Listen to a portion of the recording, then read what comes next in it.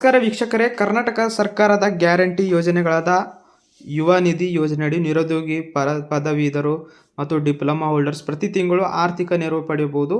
ಹೊಸದಾಗಿ ಯುವ ನಿಧಿ ಯೋಜನೆಗೆ ಅರ್ಜಿ ಸಲ್ಲಿಸುವುದು ಹೇಗೆ ಮತ್ತು ಯಾವೆಲ್ಲ ದಾಖಲಾತಿ ಕಡ್ಡಾಯಬೇಕೆಂಬುದನ್ನು ಸಂಪೂರ್ಣ ಮಾಹಿತಿ ಇಲ್ಲಿದೆ. ಅರ್ಜಿ ಸಲ್ಲಿಸುವ ಮುನ್ನ ನೀವು ಈ ಕೆಳಗಿನ ಅರ್ಹತೆಗಳನ್ನು ಹೊಂದಿರಬೇಕಾಗುತ್ತೆ.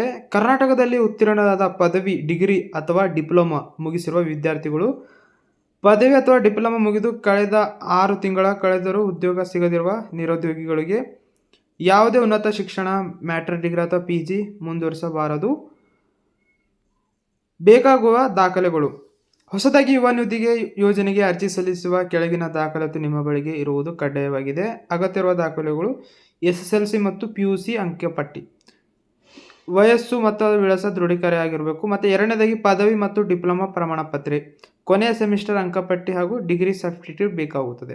ಆಧಾರ್ ಕಾರ್ಡ್: ಅರ್ಜಿದಾರರು ಆಧಾರ್ ಕಾರ್ಡ್ ಬ್ಯಾಂಕ್ ಖಾತೆಗೆ ಲಿಂಕ್ ಆಗಿರಬೇಕಾಗುತ್ತೆ. ರೇಷನ್ ಕಾರ್ಡ್, ನಾಲ್ಕನೇದಾಗಿ BPL ಅಥವಾ APL ರೇಷನ್ ಕಾರ್ಡನ್ನು ಹೊಂದಿರಬೇಕಾಗುತ್ತೆ. ಮತ್ತು ಐದನೇದಾಗಿ ಬ್ಯಾಂಕ್ ಪಾಸ್ಬುಕ್, ಆಧಾರ್ ಸೀಡಿಂಗ್ ಆಗಿರುವ ರಾಷ್ಟ್ರೀಕೃತ ಬ್ಯಾಂಕ್ ಖಾತೆಗೆ ವಿವರ ಆಗಿರಬೇಕಾಗುತ್ತೆ.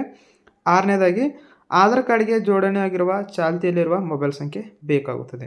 ಅರ್ಜಿ ಸಲ್ಲಿಸುವ ವಿಧಾನ ಹೇಗಿರ್ತದೆ ಅಂದರೆ, ಅರ್ಜಿ ಸಲ್ಲಿಸುವ ಹಂತ ಹೀಗಿವೆ. ನೀವು ನೇರವಾಗಿ ಸೇವಾ ಸಿಂಧು ಪೋರ್ಟಲ್ ಮೂಲಕ ಆನ್ಲೈನ್ಗೆ ಅರ್ಜಿ ಸಲ್ಲಿಸಬಹುದು, ಅಥವಾ ಹತ್ತಿರದ ಬೆಂಗಳೂರು 1, ಗ್ರಾಮ 1, ಕರ್ನಾಟಕ 1 ಅಥವಾ ಬಾಪೂಜಿ ಸೇವಾ ಕೇಂದ್ರಗಳಿಗೆ ಭೇಟಿ ನೀಡಿ ಆಪರೇಟರ್ ಮೂಲಕ ಅರ್ಜಿ ಹಾಕಬಹುದು.